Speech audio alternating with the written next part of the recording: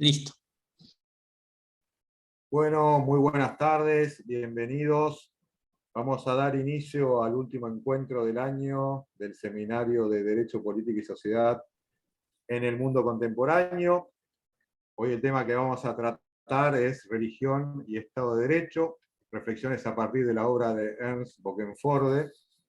Queremos agradecer muy especialmente al profesor Jesús María Casal por aceptar nuestra invitación para participar de este encuentro. Y también queremos agradecer muy especialmente a Rocío Penesi, una alumna, miembro del seminario, que hizo un esfuerzo realmente muy grande para poder traducir del inglés al castellano el texto que motiva este encuentro. El encuentro, bueno, va a consistir primero en una exposición introductoria que va a dar el profesor Guillermo Jensen, y luego ya sí va a exponer nuestro invitado, el profesor Jesús María Casal Hernández. Por lo tanto, y luego sí vamos a dejar abierto a las preguntas. En principio las preguntas las vamos a formular en el chat, yo las voy a tomar y las voy a leer. Si la situación, digamos, del encuentro nos da para habilitar los micrófonos y que haya mayor participación, bueno, mejor, y lo haremos de esa manera.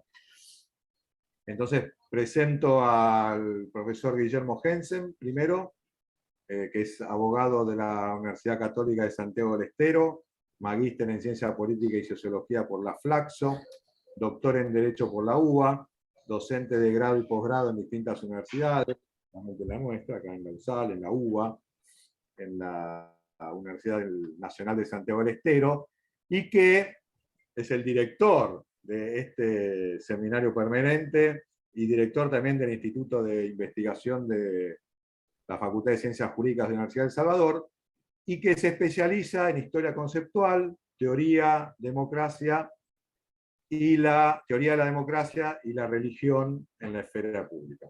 Vamos a presentar también a nuestro invitado, que nuevamente le agradecemos que haya aceptado, el profesor Jesús María Casal Hernández.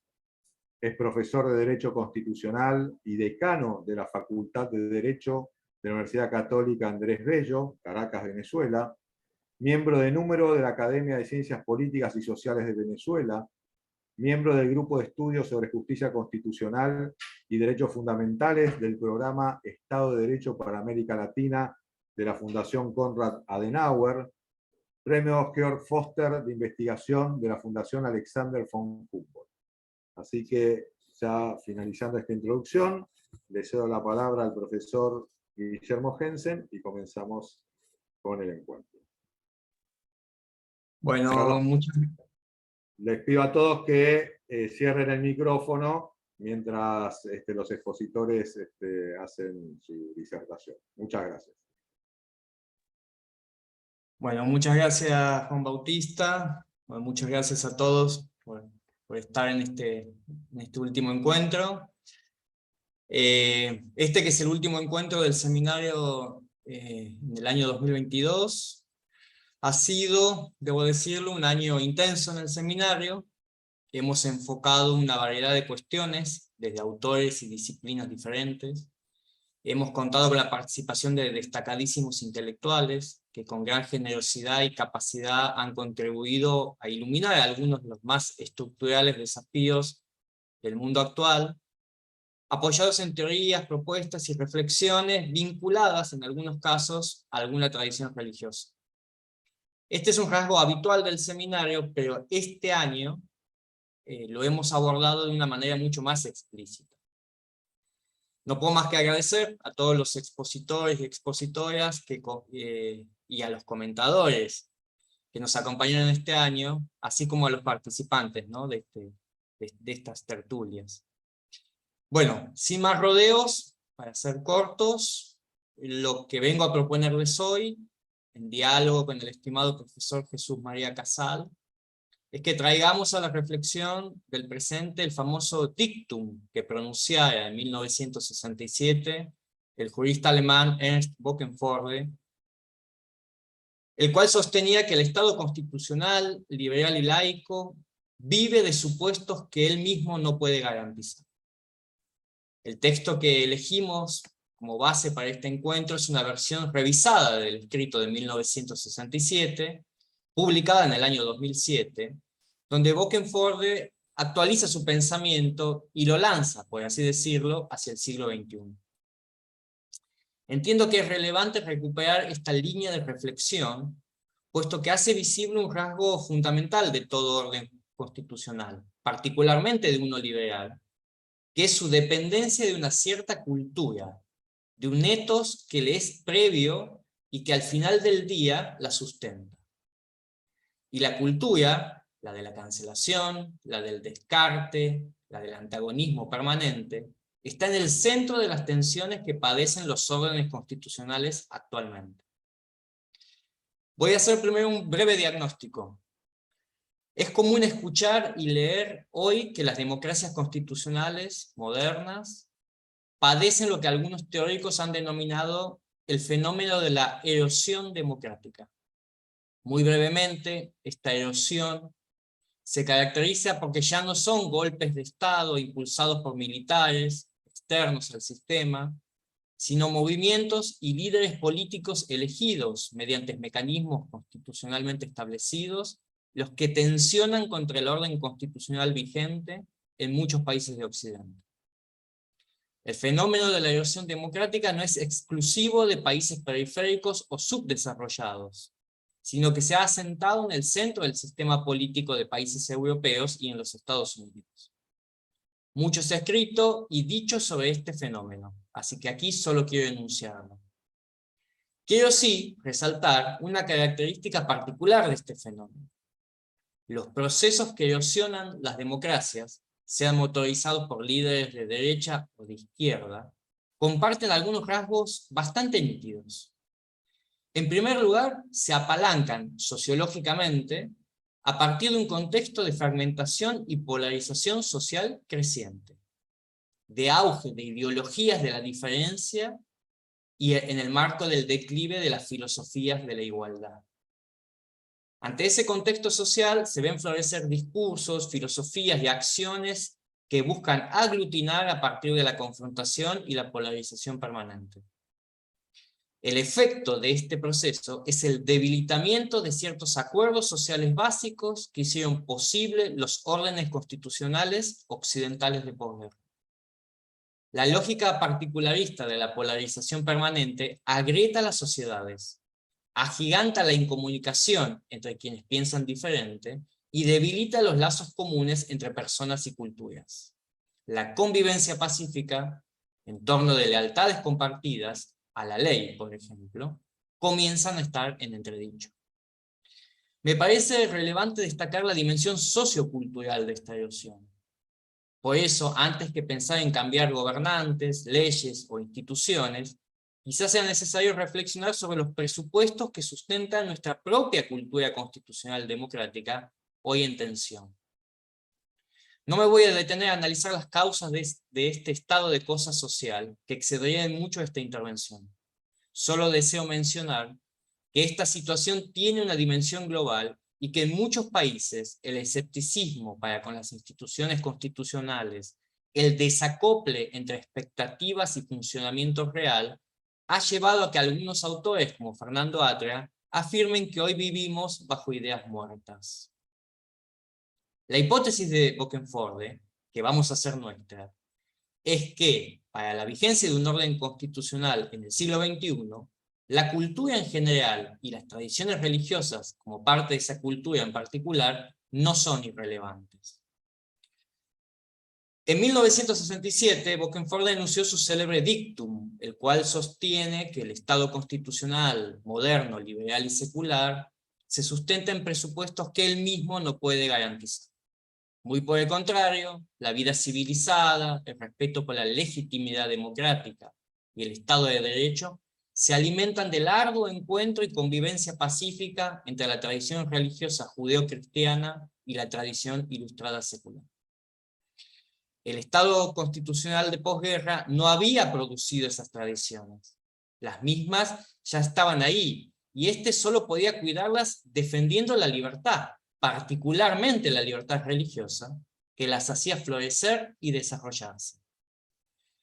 Para Bokenforde, que luego se convertiría en miembro del Tribunal Constitucional de su país y en uno de los más destacados juristas del siglo XX, era necesario alejarse del voluntarismo normativista para reconocer que ni la democracia ni el Estado de Derecho sobrevivirían sin ese ethos cultural democrático conformada por una cultura de raíces religiosas que había aceptado la coexistencia con otras religiones y con la cultura ilustrada, secular.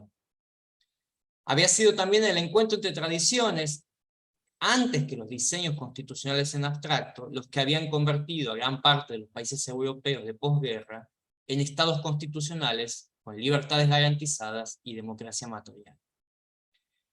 A partir de este texto, que sirve de base a la discusión titulado El Estado secularizado, su carácter, justificación y problemas en el siglo XXI, quiero recuperar 3 aspectos que me servirán para proponer una reflexión más personal. El primero, en línea con lo que discutimos en ocasión de la exposición de Sonia Rodríguez sobre Charles Taylor este mismo año en el seminario, el texto de Bokenforden nos invita a revisar la cuestión del Estado secular. Más allá de su origen, si queremos sostener hoy un Estado secular que garantice libertades, no podemos defender posiciones laicistas que condenen a la religión a la esfera privada o la restrinjan. El triunfo del secularismo distanciador, en los términos de Bokenforde, es hoy parte del problema, porque en nombre de ideales y valores ilustrados se restringe y cancela algunas de esas expresiones culturales de origen religioso que justamente sustentan el orden constitucional. Es, de alguna manera, perfeccionista y antiliberal este secularismo, porque no protege el derecho humano a la libertad religiosa, que es, en la visión de Bokenforde, el derecho que fundamenta toda libertad personal. 2 años después de que Bokenforde escribiera este texto, Charles Taylor y Jürgen Habermas retomarían la discusión sobre los límites de la secularización, vinculando a la traductibilidad o no del lenguaje religioso respecto del Estado secular. Lo que Taylor y Bokenforde comparten es una objeción a esa parte de la filosofía ilustrada liberal que desconfía de la religión y quiere, a veces de forma más consciente y otras más inconsciente, escindirla de la vida pública. Para ello, claro, debe escindir a las personas que profesan una religión y se la toman en serio, que estructuran sus vidas, la privada y la pública, en torno de ella. Escindir la dimensión pública de la privada es debilitar a las tradiciones religiosas, que son una cultura viva y no esferas autónomas y desconectadas. Si es esa cultura religiosa la que sostiene parte del orden constitucional liberal, el laicismo lo que hace es debilitar los fundamentos de ese mismo orden. Creo que esta tesis, en el texto de Bokenforde, enunciada por mí de una forma un poco rápida y torpe, tiene una notable actualidad, tanto para creyentes como para no creyentes. El Estado secular se justifica si permite y garantiza el desarrollo de la religión, no si la contiene o cercena. Pero hay otro aspecto en la tesis de Bokenforde, destinado a creyentes y no creyentes. Lo que es relevante no es, abro comillas, religión sí o religión no, cierro comillas, como parece ser el planteo en algunos debates sobre el lugar de la religión en la esfera pública, sino, abro comillas, religión de qué forma y en qué lugar, cierro comillas. Para ser compatible con el Estado secular, la religión debe renunciar a la estatalidad, según Bokenforde, volverse societal y defender a la libertad religiosa de todos, incluso de los no creyentes. Por ello, las tradiciones religiosas que coexisten y aceptan la legalidad del Estado secular se transforman en un pilar fundamental de todo orden constitucional. La buena noticia para el catolicismo es que, desde el Concilio Vaticano II y a partir de la Declaración sobre la Libertad Religiosa, hoy existe un fundamento teológico-político dentro del catolicismo para sostener al Estado secular.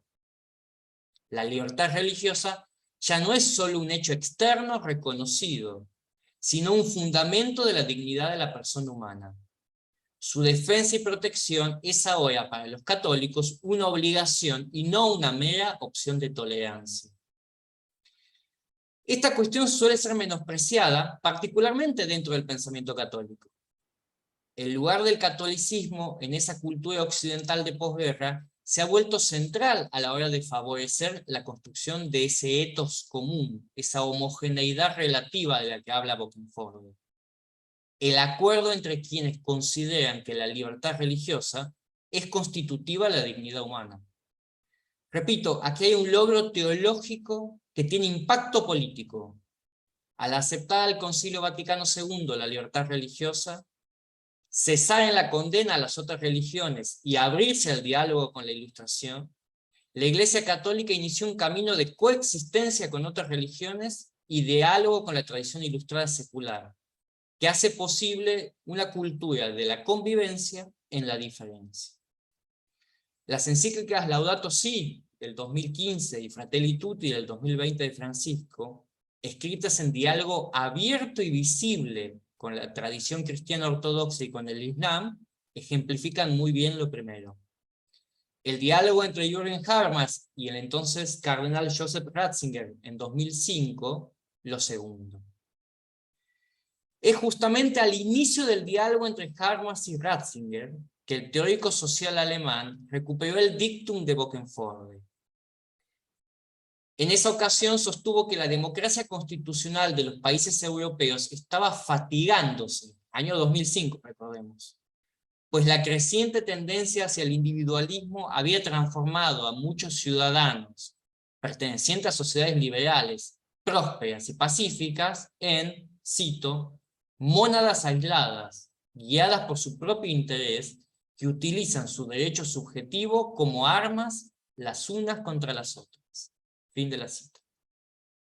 Y es por ello, que afinó su oído, famoso por no ser muy perceptivo del fenómeno religioso, y fue a buscar en las tradiciones religiosas occidentales vitaminas para las alicaídas democracias europeas. Ante que los gobernantes, las leyes y las instituciones, lo que se había comenzado a erosionar era una cultura democrática de participación, diálogo y sobre todo convivencia. La pérdida de la vitalidad religiosa, debido a que la fe ha dejado de estar viva en muchos creyentes, es un problema que enfrenta el Estado secular en el siglo XXI.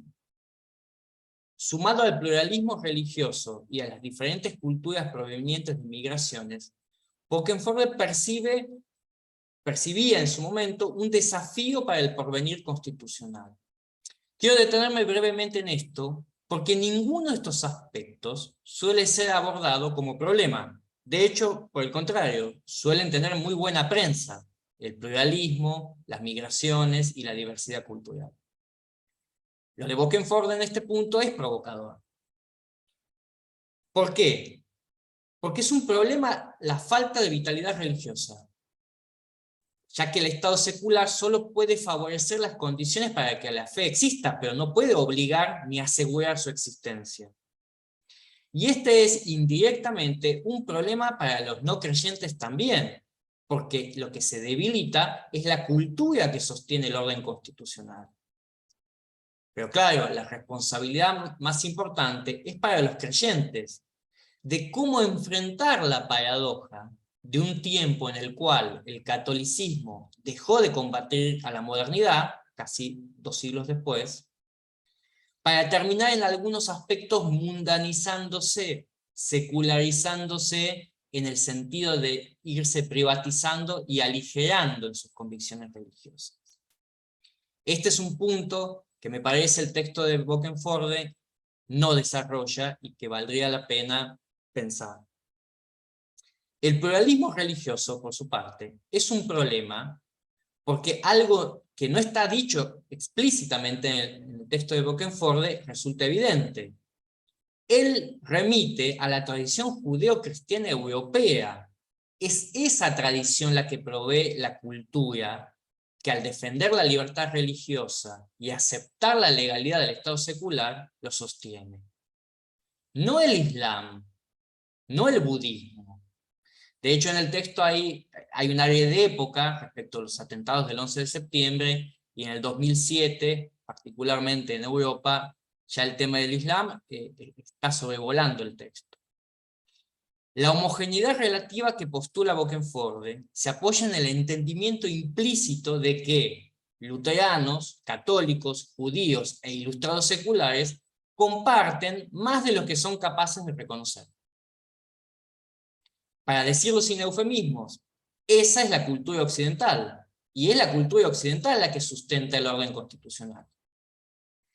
La multiplicidad de otras culturas y religiones provenientes de migraciones, así como las nuevas espiritualidades, no garantizan ese apego constitucional.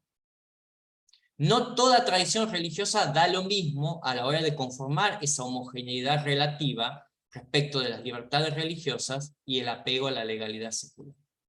La fragmentación cultural y religiosa no es, para Bokenforde, necesariamente una buena noticia. Obviamente no tengo respuesta a estos interrogantes, pero me parecía necesario dejarlo planteado. Para terminar, hay una opción que se plantea en el texto de que el sustrato común, el ethos compartido que sostendría el orden constitucional, sea reemplazado por una especie de religión civil o un compromiso en valores comunes que se pueden ponderar en cambiantes circunstancias. Bokenforde alerta especialmente contra esta opción, en la que ve rasgos antiliberales y una nueva forma de reemplazar la religión por un conjunto de valores que se impondrán justamente para conformar un sustrato compartido que no existe. Aquí resuena, me parece, la temprana crítica de Schmitt a la filosofía del valor, de fines de la década del 60, que hoy se puede leer en la excelente edición de Hydra, de la editorial Hydra, de la traducción de La tiranía de los valores. De la filosofía del valor a la cultura de la cancelación parecería haber un paso bastante corto. Entonces, ni una comunidad de valores impuestos, ni ponderación jurídica de los mismos. Al orden constitucional lo sostendrá mucho mejor una cultura religiosa que defienda la libertad básica de los ciudadanos, la religiosa, y acepte lealmente la legalidad constitucional. El catolicismo constitucional de Bokenforde parece ser casi la contracara del constitucionalismo del bien común, sobre el cual discurrimos en la sesión anterior y expuso tan eficazmente Gerardo Muñoz. Por muchas razones, pero quizá la más notable sea el rasgo antiliberal de la propuesta de Vermeulen, en el cual se percibe una cierta construcción discursiva católica, pero con una impronta preconciliar. Y es ese estado leviatán administrativo al que Vermeulen quiere cristianizar, orientándolo al bien común, que parece estar en las antípodas del Estado constitucional liberal que el catolicismo postconciliar tiene la posibilidad y la obligación de sostener según Bokenforde. En esta sesión quisimos, leyendo a ambos autores, mostrar de alguna manera la tensión entre estas dos opciones constitucionales católicas. Quiero así efectivamente finalizar diciendo que tengo la convicción de que ningún orden constitucional civilizado sobrevivirá al antagonismo social permanente, a las grietas culturales y políticas. Por eso debemos tomarnos en serio el desafío de no alimentar más batallas culturales. Bokenforde tenía razón en que los desafíos del siglo XXI siguen siendo, quizás más que en 1967, el de construir un ethos compartido, un sustrato cultural común que permita la coexistencia pacífica. Creo que con tropiezos, errores y limitaciones, el catolicismo de la cultura del encuentro puede aportar su granito de arena a la estabilización de los órdenes constitucionales en el siglo XXI. Y creo que no es poco. Muchas gracias. Bueno, muchas gracias, Guillermo. Excelente la exposición, fue muy clara, muy ilustrativa. Vamos a ceder entonces ahora la palabra al profesor Jesús María Casal Hernández para que también diserte sobre el texto que motiva este encuentro. Profesor Casal, lo dejo con la palabra. Muchísimas gracias. Ante todo, pues, expresar esa gratitud por la invitación para participar en este seminario permanente de investigación, con el gran honor que me han hecho al invitarme a exponer en esta sesión final del ciclo que han desarrollado a lo largo de este año y sobre un tema tan interesante. La exposición del profesor Guillermo Jensen es un excelente marco para algunos planteamientos complementarios que quiero compartir con ustedes. Estoy aquí todavía con algo de luz solar. Pronto, pues, saldrán a relucir más la luz de las velas que están aquí, lo cual, pues, puede ambientar un poco la reflexión inicial de mi presentación de carácter histórico y que hará referencias a la Edad Media, ¿no? Pero son algunos de los problemas que tenemos aquí a veces en Venezuela, pues, que se va la luz eléctrica y se presentan estos imprevistos. Bueno, entonces realmente es un tema apasionante el que nos ha planteado el profesor Guillermo Jensen con este texto del profesor Bokenforde del año 2007 y he revisado también porque creo que es un antecedente importante para comprender el pensamiento del autor y la evolución en el pensamiento del autor. Revisar el texto de 1967, que es en el fondo pues la base de este texto del 2007, que es un remozamiento, un replanteamiento de sus reflexiones a la luz pues de esa evolución del estado secular o lo que incluso llega a denominar un estado postsecular. Este texto de 1967 se denomina el surgimiento del Estado como proceso de secularización.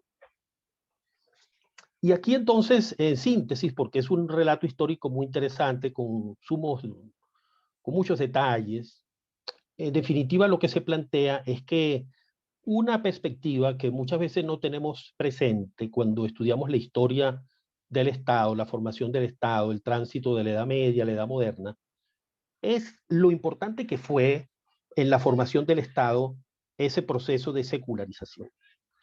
Porque normalmente sí tenemos muy presente lo que implica la formación del Estado moderno, como una evolución en virtud de la cual, pues, esas llamadas libertades medievales, ese orden descentralizado, ese orden de poderes repartidos, ese orden de lo que Jelinek denominaba el rey y el reino, como dos aspectos esenciales para entender ese orden político, ¿no? Es decir, un orden por definición con división de poderes, es decir, aunque no afirmado así en una proclamación constitucional como se haría después, pero donde por definición pues el rey puede hacer muy pocas cosas sin el reino, sin los estamentos, sin la nobleza, sin el clero, sin los caballeros, sin las cortes, sin jurar los fueros en la tradición más hispánica. Y ese proceso que, por ejemplo, García Pelayo pues describe como un proceso de expropiación que explica la formación del Estado, es decir, una serie de tareas que estaban en manos de la sociedad, en manos de la iglesia, en manos de las corporaciones,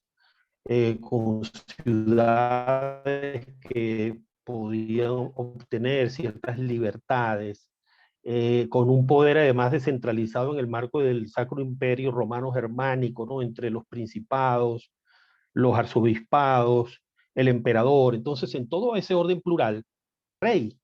Y eso va consolidando también de la mano de la formación del absolutismo, el Estado moderno, y es en ese marco del Estado moderno que entonces, de alguna manera, como tratando de recoger la misma significación y el mismo significado poderoso que tenían algunos conceptos en la época del mundo más de la unidad, del mundo secular, con el mundo del mundo civil, con el mundo religioso, pues entonces surgen categorías como la de la soberanía del Estado y otras que quieren, digamos, coronar ahora bajo otros conceptos ese poder secular.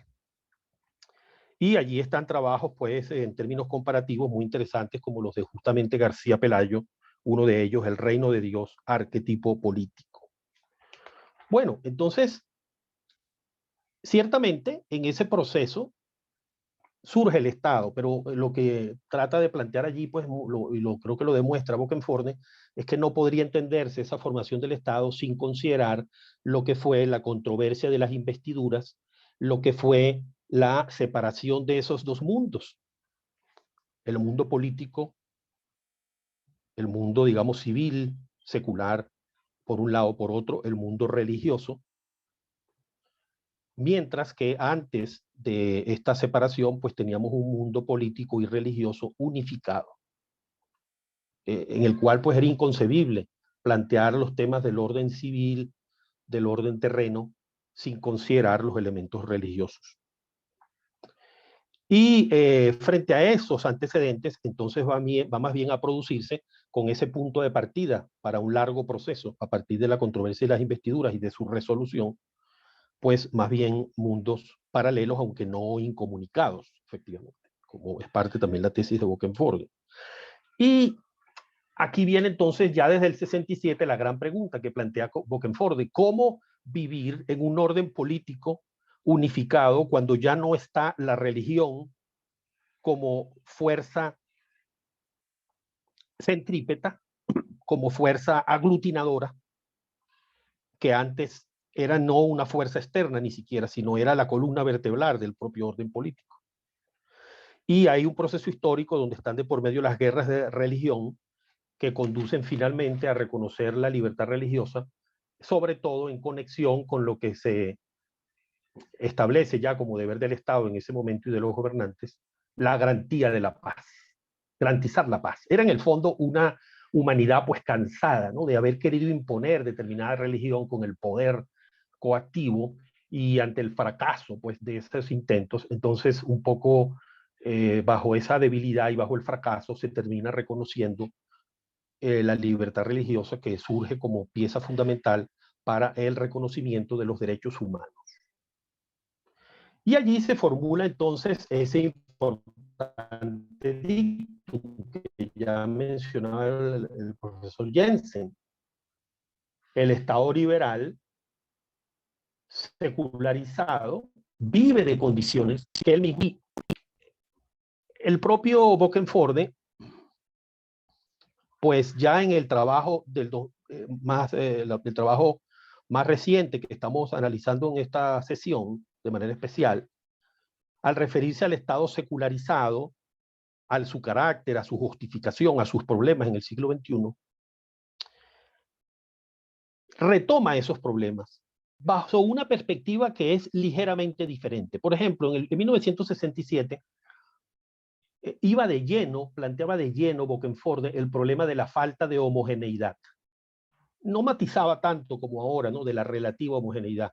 Aquí creo que realmente el concepto, pienso yo, por lo menos pensar que tal vez ese concepto de la homogeneidad para explicar el problema ya no es adecuado. Es decir, yo pienso que el problema no es, o la crisis no es que el Estado, pues, al desaparecer esa unidad cívico-religiosa, terrenal religiosa, al desaparecer, el gran problema es que el Estado haya perdido homogeneidad. No, porque sobre todo a raíz pues de la evolución actual de las sociedades, no tienen que, sería, digamos, erróneo pedirles que sean homogéneas. Es decir, el concepto de homogeneidad creo que no es el más adecuado. Luego él en el trabajo más reciente, trabajo posterior, pues se refiere a una relativa homogeneidad. Fíjense que los editores colocan incluso una nota para tratar de explicar el uso del concepto, pero no aclara la nota, porque ellos, por ejemplo, se refieren a Heller, y Heller en realidad nunca se refiere a la relativa homogeneidad en el sentido que lo usa Bokenforde, es decir, como una especie de condición para que un Estado pueda funcionar. No, para nada. Y realmente creo que es un tema, digamos, para seguirlo discutiendo, pero yo pienso que ese concepto ya no nos sirve. O sea, yo creo que ya el concepto para explicar esta crisis no es el de, ni el de la homogeneidad, ni el de la relativa homogeneidad, porque estamos más bien entre sociedades efectivamente plurales. Yo creo que el camino es más reconocer el hecho del pluralismo y entender que sí, el gran tema, creo yo, es encontrar las fuerzas de articulación, factores de articulación entre elementos que pueden ser diferentes. No es que nos guste que sean diferentes, pero pueden ser diferentes. Y las sociedades también lo son. Entonces la sociedad alemana no plantea los mismos problemas en términos de pluralismo que puede ser, como puede ser la sociedad de Bolivia o en Canadá. Es decir, hay experiencias tan distintas en esto, ¿no? Y la misma Europa occidental puede mostrar experiencias diversas. Entonces, ese es un tema donde se ve una cierta evolución, pero sigo manteniendo un poco respecto de este tema mi reserva. Luego, en el tema del carácter, yo creo que explica muy bien Bokenford que el Estado secularizado no es un Estado sin Dios. Esto es esencial, porque efectivamente está claro, me parece, pero hay que insistir en ello, ¿no? Que para sostener ese Estado liberal, pues es muy importante que existan esas fuerzas espirituales, ese ethos democrático. Y creo que fíjense que algo interesante, como esta idea que plantean estos trabajos Bokenforde, se ve que penetró tanto en su pensamiento que cuando él escribió sobre la democracia siempre insistía en esos presupuestos culturales, espirituales, en el ethos democrático. Pero en el fondo lo que más pesaba, pienso, era esta idea de las bases, la base de la cristiandad o de la cultura judío-cristiana como elemento de cohesión, de articulación para una convivencia que se pueda desarrollar dentro de la sociedad. Como ya lo anunciaba también el profesor, no necesariamente tiene que conducir al laicismo, porque puede ser una neutralidad abierta, inclusiva. No tiene que marcar distancia respecto de la religión. Y esa neutralidad abierta, inclusiva, en realidad es la que más se corresponde con los derechos humanos, a los que también el autor se refiere. Desde el punto de vista de la justificación, que es el otro punto que toca en este artículo de Bokenforde, por un lado está ese antecedente histórico, ¿no? Como al final, pues hay que garantizar la paz, ya el Estado no entiende que su misión es resolver el tema de la verdad e imponer una solución sobre la base de esa respuesta, pero también se añaden otras justificaciones para el Estado secular, el carácter secular del Estado, la separación entre el Estado y el orden eclesiástico religioso, que puede ser, como decía, abierta, inclusiva. Otros fundamentos, entre ellos sin duda los derechos humanos, la libertad religiosa y también fundamentación teológica, que no lo explico porque ya lo comentó muy bien el profesor Jensen en el Concilio Vaticano II. Entonces ya no es simplemente aceptar, digamos, que hay que, como una concesión, que desde un pensamiento anterior de la Iglesia, pues más bien la libertad religiosa podía verse como una concesión, mientras que aquí se plantea como el reconocimiento, por un lado, de un derecho humano, pero un derecho humano que además, desde la propia visión teológica, debe ser respetado. Y fíjense que una reflexión que también quisiera compartir con ustedes en esta línea del planteamiento de Bokenforde es que hay otra arista del tema en el que tal vez él pues no quiso profundizar, pero cuando hablamos de los presupuestos religiosos, digamos, del Estado moderno, pienso que otro presupuesto muy importante es la idea religiosa, pero como reclamo irreductible de libertad y de dignidad superior al Estado, superior al poder del Estado. Es decir, no solo es que la religión es un presupuesto en el sentido de que permite la fraternidad, los elementos para evitar antagonismos irresolubles, sino que también es necesaria la idea religiosa para contener al Estado. Esta faceta liberal de la religión no la desarrolla el artículo, pero me parece esencial. Y no era tan lejano a Bokenforde, por cierto, la experiencia de la República Democrática Alemana. En la República Democrática Alemana, una política de Estado fue destruir a la religión, atacar a las iglesias, porque eso permitía imponer la filosofía, digamos, del orden estatal como utopía, de orden perfecto. Y hay varios estudios sobre ese periodo de la historia alemana que precisamente se refieren a esto, a cómo una política del Estado fue acelerar, o sea, la secularización se planteó allí en términos mucho más acelerados. Y, sin embargo, no lograron liquidar a la religión, y por eso es que pues, se dieron, ¿no?, aquellas, entre otras, y lo cito como ejemplo, esas manifestaciones de los lunes, en 1989, en la iglesia de San Nicolás, en Leipzig, que convocaban a distintas personas, y donde quedaba, después de una sociedad arrasada en sus fuerzas morales, quedaba, sin embargo, una semilla frente al Estado totalitario basada en la religión, Entonces es otra dimensión que me parece esencial, no solo la de la facilita la convivencia, sino también la que hace del ciudadano un ser independiente, porque eso es esencial en un Estado también de libertades. Entonces creo que son desde ambas aristas es esencial que mantengamos viva la cultura religiosa, ¿no? Y luego él se refiere a los problemas en el siglo XXI. Entonces, efectivamente, en los problemas está por un lado este problema del ethos, el espíritu, algún tipo de factor de concordia, ¿no? En medio de una sociedad cada vez más plural, con procesos migratorios, con una religión, la verdad, digamos, cristiana, la religión cristiana, muy debilitada particularmente en Alemania, es decir, en el país en que escribe Bokenforde, para esos artículos, pero sobre todo el último, pues un proceso de una secularización acelerada, ¿no? De una existencia de pocos practicantes. Entonces, esto sin duda contrasta luego con una religiones que irrumpe como la del Islam, a través de, por ejemplo, de la migración de turcos en Alemania, pero así en otros países el tema se ha planteado en términos muy agudos en Francia. Y entonces ese contraste genera, sí, como un movimiento telúrico, ¿no? Y sin duda, el primer planteamiento me parece capital en Bokenforde. La democracia necesita de ese ethos, de esos valores de la ciudadanía, de la construcción colectiva, de la libertad política, y allí la religión tiene evidentemente cosas que decir. Allí también el autor se refiere a este concepto de la relativa homogeneidad, sobre el cual, como dije, introduciría pues mis matices, y termina él refiriéndose al tema del Islam, y él dice, bueno, de comprobarse, digamos, que el Islam asume como un pensamiento dogmático, que no puede haber separación entre el Estado y la religión, y que por lo tanto, pues si hubiera el riesgo en Alemania de que un movimiento mayoritario de ese carácter islámico llegara al poder y quisiera imponer esta ideología y esta posición de Estado confesional, pues habría que utilizar todos los métodos para evitarlo, ¿no? Incluso, digamos, de control migratorio, restricción de acceso a la nacionalidad y otros mecanismos pues, que estuvieran al alcance del Estado. Pudiera tal vez estar ahí pensando él en el tema de prohibición de partidos políticos o mecanismos similares. Pero este último punto del planteamiento de Bokenforde es un punto respecto del cual también marco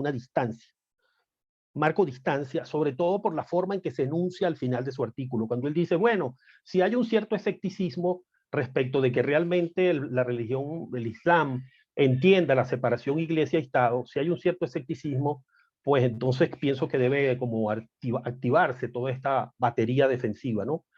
Lo veo con cautela, digamos, entiendo que es un tema para ponerlo en la mesa, para discutirlo, pero lo veo con cautela.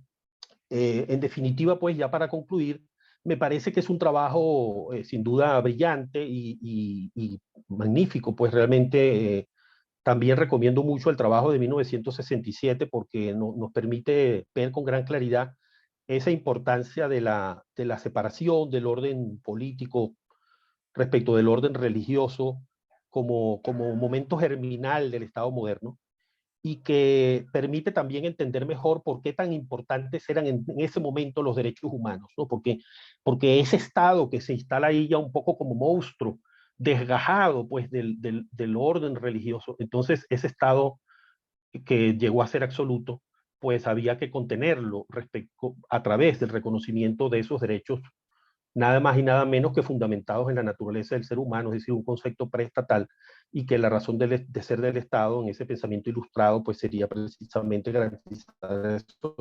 derechos. Esto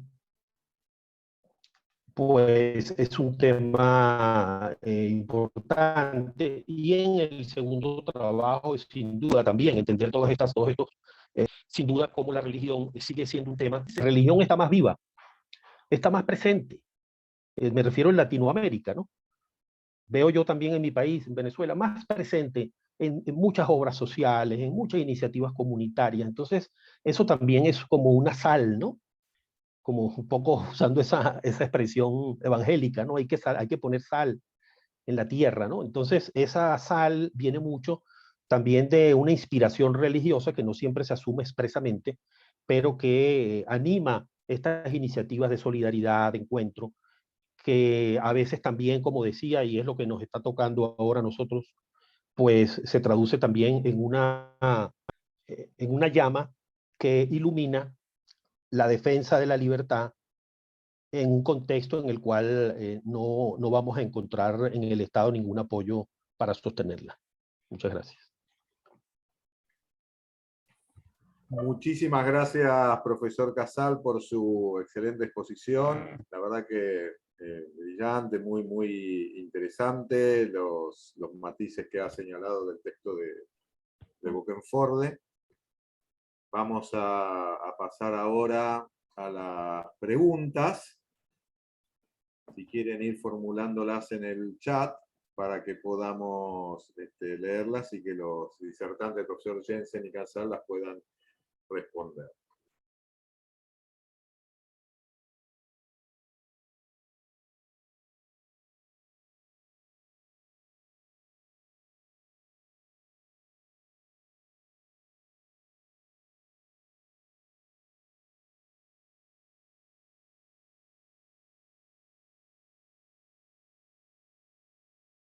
Bueno, también podemos, si alguno quiere hacer algún comentario, también le podemos ceder la palabra, levanta la mano y bueno, le podemos ceder la palabra para que comente.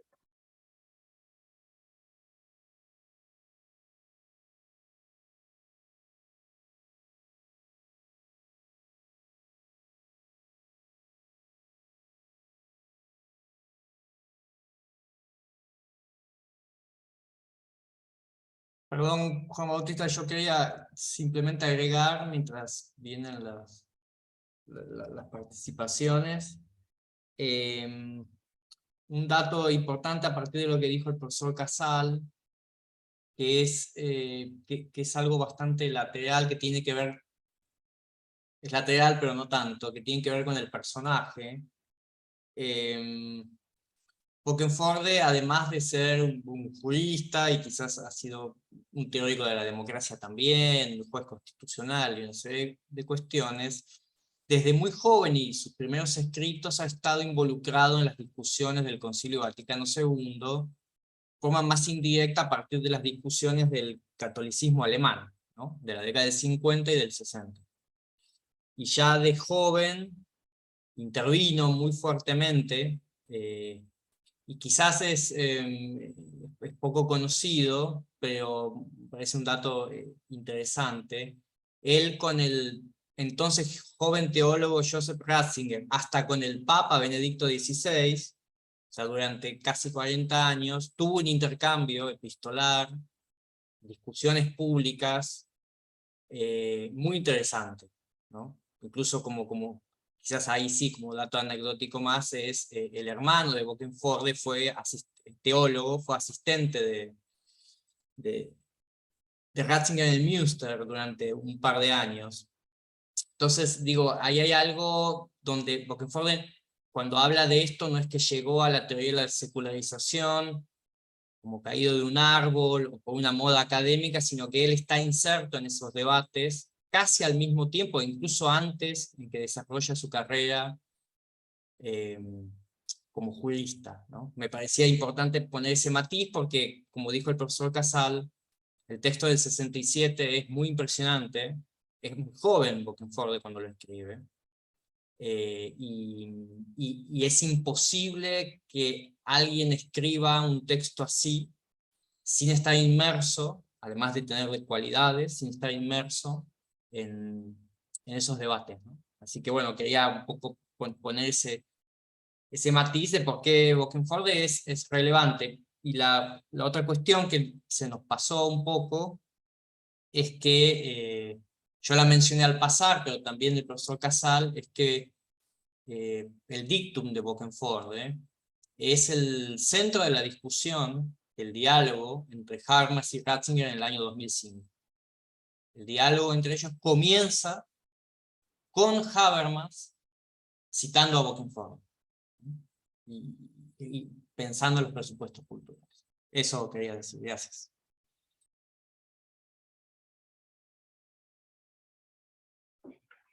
Y no sé si también en la misma línea del profesor Jensen, si quisiera también complementar algo.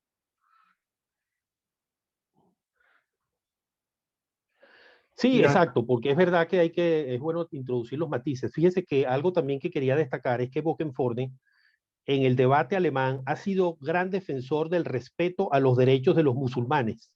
Es decir, esto quiero decirlo complementando mi reserva a su planteamiento final. El planteamiento final de él está como alejado de lo que ha sido su discurso y su acción general, porque él, pues en su periodo como magistrado, pero también en la opinión pública, siempre fijó posición en el sentido de defender esa neutralidad abierta e incluyente y en contra de la tesis del laicismo de Francia.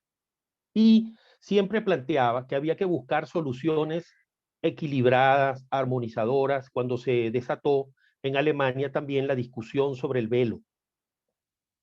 Porque fíjense que el sistema alemán al respecto es interesante, porque a diferencia de lo que sucede en Francia, en Alemania se entiende que forma parte de la libertad religiosa de los estudiantes decidir si usan o no un velo. Y de los estudiantes, y claro, cuando son, digamos, todavía niños, hay una influencia ahí de los padres. Bueno, digamos, el Estado no les prohíbe eso. El Estado no lo prohíbe. Y él incluso cita algunos ejemplos de cómo se buscan soluciones, digamos, transaccionales también de los judíos. Entonces dice, bueno, en las universidades puedan cumplir con el sábado los que pertenecen a la religión judía. Es decir, que es un Estado sensible a considerar que la religión va a una fibra muy profunda del ser humano. Y fíjense que es ahí donde creo que eso, bueno, lo compartimos, ese pensamiento los creyentes, de que reconocemos que la religión llega a una fibra muy profunda. No sé, y no descarto, no quiero descartar que para los no creyentes haya algo que llegue también a esa misma profundidad, no lo sé, pero para quienes de alguna manera estamos en este mundo pues del cristianismo, del catolicismo, vemos que es una fibra tan profunda la de la religión. Entonces, la postura general de Bokenforde fue pues digamos la de la defensa de esas soluciones armonizadoras.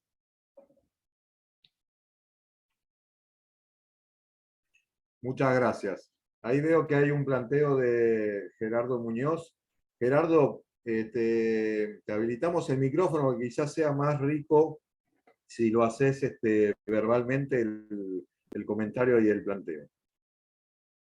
Sí, por supuesto. Muchas gracias, porque creo que me salió un poquito largo por acá. Pero bueno, no, le agradezco a ambos de la magnífica intervención sobre Bokenforde. Es un tema siempre fascinante y complejo, ¿no? La controversia de la secularización.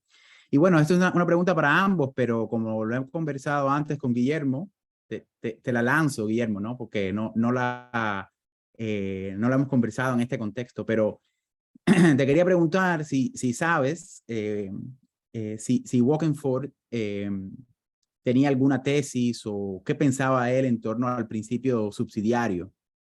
Y si hoy en día en los debates, digamos, contemporáneos o actuales, si te parece a ti que ese punto de encuentro, que obviamente funcionó como un concepto, un concepto de mediación muy importante, ¿verdad?, de la posguerra, pudiera ser actualizado. Bueno, aquí muestro mis cartas brevemente y digo que me parece que hoy en día es un poco insuficiente, ¿no? Y sobre todo se ve en una polémica muy interesante entre Nick Barber, ¿verdad?, en su capítulo sobre la subsidiariedad en Principles of Constitutionalism y la réplica de Vermeulen. Allí me parece que el principio subsidiario, en ese debate donde ambos están en las antípodas, es decir, uno no favoreciéndolo en el caso de Barber y Vermeulen favoreciéndolo en justamente como decías, en una regresión pre-Concilio Vaticano II, se muestra un cierto agotamiento de lo que supondría ese concepto originariamente, en tanto que mediación de Estado y sociedad civil, ¿no? Entonces, resumiéndolo mucho, para Vermeulen el principio de subsidiariedad es la capacidad de estado de excepción, ¿no? Pero claro, el estado de excepción ya es un estado de excepción normalizado, que es un poco, podríamos decir, una continuación, una especie de aceptar la crisis misma del funcionamiento del Estado democrático, normativo o positivista también en su vertiente jurídica, que diagnosticaba Bokenford. En ese sentido, es curioso, ¿no? Me parece a mí que dos grandes pensadores del derecho contemporáneo, como Barber y Vermeulen, al tematizar el principio subsidiario, no logren establecer ahí una mediación adecuada que logre escapar la crisis, ¿no? La crisis de los presupuestos del Estado, ¿no? Bueno, esa era un poco la pregunta para ti, ¿no? Eso a la luz de, bueno, el principio subsidiario convertido pues en un estado de excepción, ¿no? Bueno, muchas gracias, Gerardo. Sí, habíamos venido conversando, pero no habíamos hecho centro en el tema, me parece. Y voy por las dos partes, ¿no? Un poco de tu pregunta. La primera, sin ser, arriesgándome un poco, hasta donde tengo entendido, Bokenforde piensa en términos liberales, si se quiere, la relación, pero vemos que la palabra liberalismo le queda un poco corta, ¿no? Y un poco estrecha a su planteo respecto a la libertad religiosa.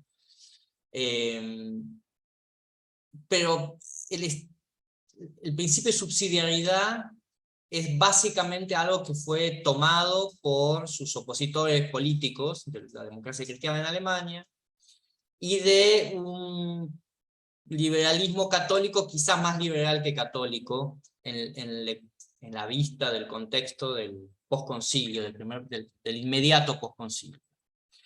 Y dada la abierta y manifiesta pertenencia al Partido Socialdemócrata de Bokenforde, yo creo que cuando él remite, y la vez que yo recuerdo que lo menciona, su paso es bastante crítico, ¿no? Pero ahí no me queda claro si él critica una forma de entender el principio de subsidiariedad, particularmente de sus contendores políticos e intelectuales, de un campo liberal, que ven en el principio de subsidiariedad el no desarrollo del estado de bienestar.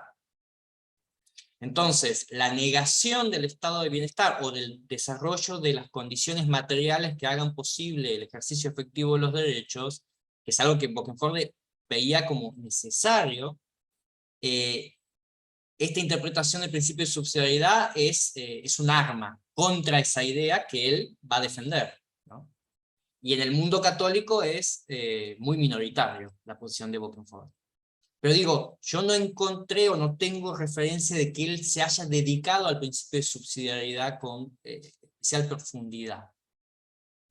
Seguramente lo hizo, pero yo no lo tengo claro.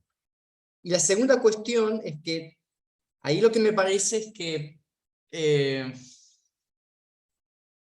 respecto de Vermeulen, ¿no? Y yo lo que citabas, y un poco a partir de tu propia presentación de la sesión pasada, ¿no? Ahí hay una utilización de esto que dije, de categorías del catolicismo, de referencias, incluso de Schmitt, ¿no?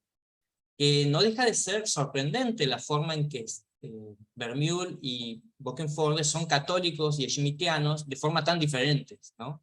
En el fondo, ambos parecerían tener cierta tradición de pensamiento y religiosa común, y al final del día sus posiciones son muy diferentes. Creo que la explicación quizás es porque Bokenforde todavía intenta defender el orden constitucional de posguerra. Parte de los 30 gloriosos años, parte de lo que se logró construir, me parece que es la República Federal, ¿no? Y la unificación, la Unión Europea. Creo que está pensando en ese, cuando piensa en orden civilizado, está pensando en ese mundo. Y me parece que Vermeule ya es una reacción a la crisis de ese mundo. Entonces,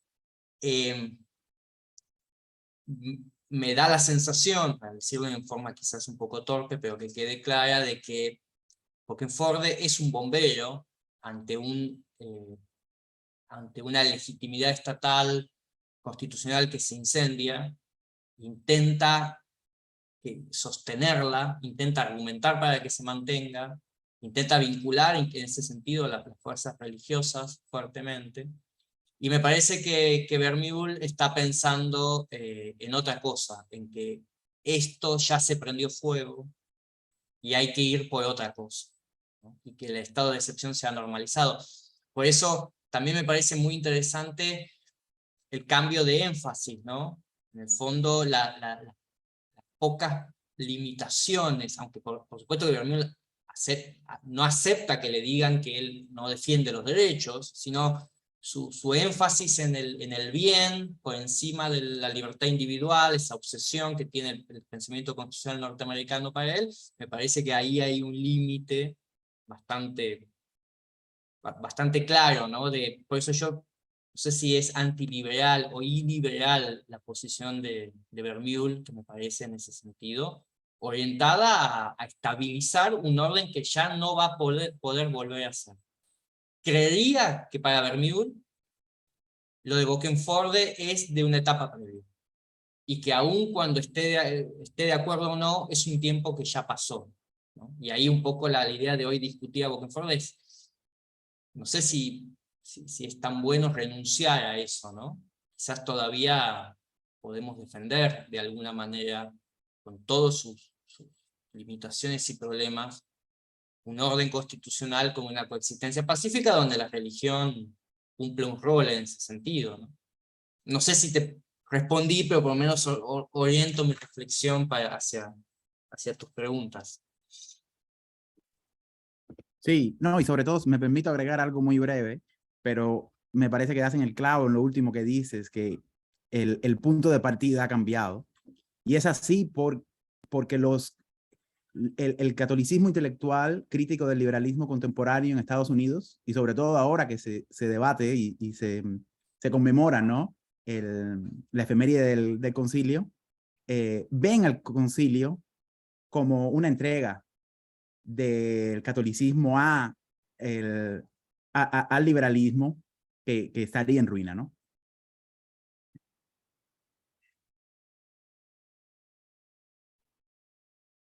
No sé si el profesor Casal quiere agregar algo al comentario. No, no, muchas gracias, ¿no? Me parece que Guillermo ha respondido de manera muy completa, ¿no?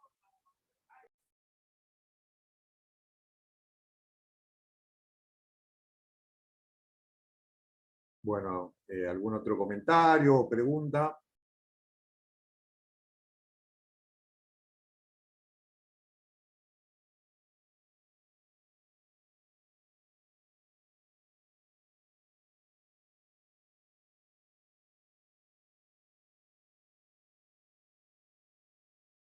Bueno, yo voy a hacer una pregunta media tonta quizás.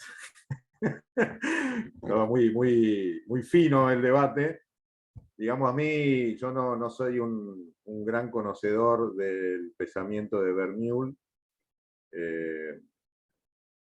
Uno de los textos que motivaban el encuentro de hoy era un artículo acá de Gerardo Muñoz, que hacía una referencia, hacía una relación, digamos, entre Bokenforde y Vermeule, por lo menos yo lo entendía así.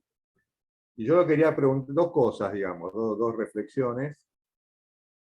Primero, si no es que son realidades bastante diferentes de lo que es la democracia en Estados Unidos, a la cual trata de darle una respuesta a Vermeule, y la realidad de la democracia europea, sobre todo del estado de bienestar, que trata de rescatar Bokenforde. Eso por un lado. Y segundo, ¿Por qué ven en Vermeule esa idea preconciliar? Está claro, digamos que hay una línea del catolicismo norteamericano conservador que hace una crítica al Concilio Vaticano II, fuerte, ¿no? Pero por lo menos lo que yo entiendo de la integralidad que propone Vermeule, o sea, esa integración entre derecho y moral, es la referencia más con lo que entendí yo, ¿no? Con el derecho romano, y no veo, por lo menos lo que pude leer hasta ahora, que él intente una restauración de la cristiandad. ¿Cómo lo ven esto?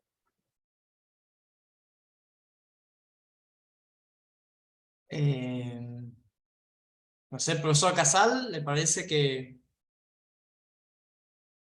digo algo yo?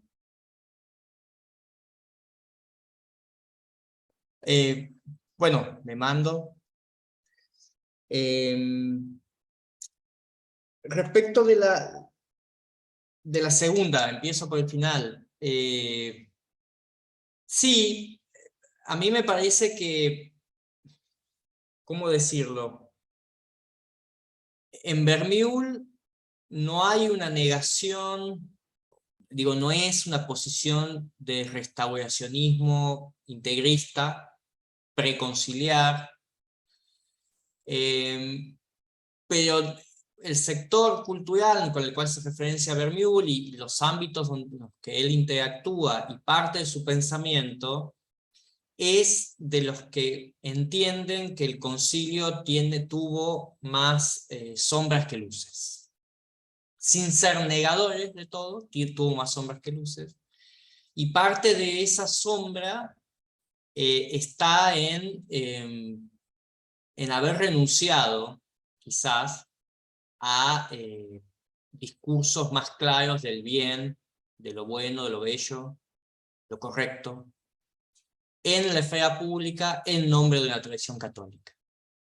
Es como si, en los términos de Bokenforde, la renuncia a, no en el caso norteamericano, a la estatalidad católica, que nunca pudo ser opción, digo, pero sí a la idea de renunciar a que esos sean los principios que rijan a la sociedad, ¿no? Y me parece que ahí se explica mucho, como bien decías vos, Juan Bautista, por el contexto norteamericano y por las discusiones en el conservadurismo norteamericano, que me exceden, digo, ¿no? Aquí Gerardo quizás es más, conoce un poco más ese panorama cultural. Pero hay algo ahí donde yo lo que detecto es que está en la línea del desarrollo postconciliar que es más crítico del concilio. ¿Bien? Y que un poco se piensa como una especie de contención desde adentro de los desajustes del concilio, y en esa línea uno puede rastrear antecedentes. Que no es Ratzinger, ¿no? Que eso es lo que me parece interesante, porque si algo queda en evidencia a partir de estas discusiones que hemos visto, es que Ratzinger está más cerca de Bokenforde. O sea, Benedicto XVI es, en los términos en los que plantea la secularización, la libertad religiosa, las raíces culturales de Occidente, por eso dialoga, me parece, ¿no? Tanto con él, y está en esos términos, ¿no? Entonces ahí hay algo más para atrás. Y después, respecto a eso de la restauración y la lógica de la restauración, creo sí, lo hemos hablado en la sesión anterior, que el planteo de Vermeule suena como muy disruptivo, muy provocador, pero en ámbitos donde la tradición del bien común, en el ámbito constitucional, tiene muchos años de desarrollo, como Argentina, por ejemplo, no es, incluso esa tradición del bien común se ha articulado con el principio de subsidiariedad, sin tantos problemas. No parece tan dramático o tan excesivo, tan fuerte el planteo de Vermeule, ¿no? O sea, es como el terror que ha generado el constitucionalismo del bien común en otros ámbitos, entre nosotros, por lo menos en Argentina, solo por referirse al bien común como principio constitucional no parecería meritar tanto escándalo, ¿no? Es mi sensación. Pero bueno, es cierto que como decía Gerardo, me parece Vermeulen está, la teoría de Vermeulen no es una vuelta al constitucionalismo del bien común, a pesar de que él diga que vuelve a una tradición del pasado, es una solución del siglo XXI para el problema del siglo XXI, por lo menos así lo plantea él. Bueno, muchas gracias, Guillermo. No sé si es el profesor Casal quiera agregar algo. Bueno, tal vez muy brevemente, aquí por cierto podrán apreciar, ya estamos totalmente pues, a la luz de las velas, entonces creo que voy a apagar la cámara porque tal vez no pueden visualizar muy bien, entonces solo para un poco referirme a un punto que ha mencionado el profesor Jensen, efectivamente ya en relación a Bokenforde, ¿no? Esa correspondencia que tuvo con el Papa, ¿no? Es interesante la correspondencia, digamos, con Benedicto XVI sobre el tema de la libertad religiosa, porque saben que ese es un tema, no tanto el de la libertad religiosa, sino el de la igualdad entre las religiones. Es decir, las implicaciones de la libertad religiosa ya desde el punto de vista del tratamiento de cada religión y de qué reflejo puede tener en el espacio público una religión determinada que pueda ser mayoritaria, que pertenezca a determinados elementos de una cultura de un país, pues de una sociedad. Entonces ahí es donde Benedicto XVI pues reconoce la fortaleza de la tesis de Bokenforde, pero es ahí donde hace una reserva y le dice que él considera que hay que entender que hay ciertas raíces de la cultura que pueden estar conectadas con una base religiosa, en este caso de la religión católica, de la religión cristiana. Y en este sentido luego en su artículo Bokenforde se muestra también receptivo a esta observación con algunos matices, ¿no? Pero es un tema también que ha sido objeto de debate incluso ante el Tribunal Europeo de Derechos Humanos, ¿no? Todo ese debate sobre la libertad positiva, la libertad negativa, en relación también, por ejemplo, el debate sobre los crucifijos en las escuelas públicas, el mismo tema también del velo, es decir, hay un gran tema de debate allí abierto en Europa, pero donde todavía el Tribunal Europeo de Derechos Humanos entiende que hay unos márgenes para que en virtud precisamente de la cultura que existe en una determinada sociedad puedan pervivir determinada simbología religiosa en espacios públicos y esto valdría por un lado pues para símbolos católicos, ¿no? Tradicionales en la sociedad alemana, pero también es una jurisprudencia, la del Tribunal Europeo de Derechos Humanos, que en general, y no sin excepciones, por cierto, porque hay algunas sentencias allí, cualquier cosa, yo tengo un trabajo sobre el debate del velo islámico que puedo compartir con el grupo, eh, no sin excepciones, porque hay algunas sentencias que, por ejemplo, dicen, bueno, el Estado puede tener razones para prohibir que una maestra use el velo porque el velo significa sometimiento de la mujer al hombre. Bueno, eso no lo debe decir una sentencia. O sea, es decir, la sentencia no debe, digamos, como asumir de entrada bajo una concepción que podemos tener en Occidente sobre lo que es el velo, no debe asumir de entrada que eso tiene un determinado significado y que debe ser por eso prohibido. Lo que sí es que la jurisprudencia luego ha dejado un margen para los estados al respecto y pues hay soluciones como la que existe en Francia, pero también soluciones de una neutralidad religiosa más abierta, como la que existe en Alemania, donde incluso se ha dado una experiencia interesante y es que cuando hubo que resolver el problema, no del velo ya usado por alumnas, sino el velo usado por la maestra en una institución pública, pues el Tribunal Constitucional Alemán consideró que esto debe resolverlo cada uno de los estados que componen Alemania a través de leyes. Es decir, no consideró que automáticamente, en virtud de la separación iglesia-estado, automáticamente estaba prohibido, digamos, que una maestra usara el velo, sino que determinó que eso lo debía resolver cada estado. Y algunas leyes lo que han hecho es que delegan esto a las escuelas. Entonces, hay escuelas donde eso ocurre en Santa Paz y no es ningún problema. Hay otras donde sí puede ser un problema. Bueno, entonces ahí tal vez hay que tomar medidas, ¿no? Para respetar la libertad religiosa en un sentido negativo. Pero bueno, esto solo para hacer ese corto comentario, ¿no? Muchísimas gracias, profesor Casal. Bueno, como siempre, ¿no? No nos alcanza el tiempo hay mucha tela para cortar o mucha miga para sacar.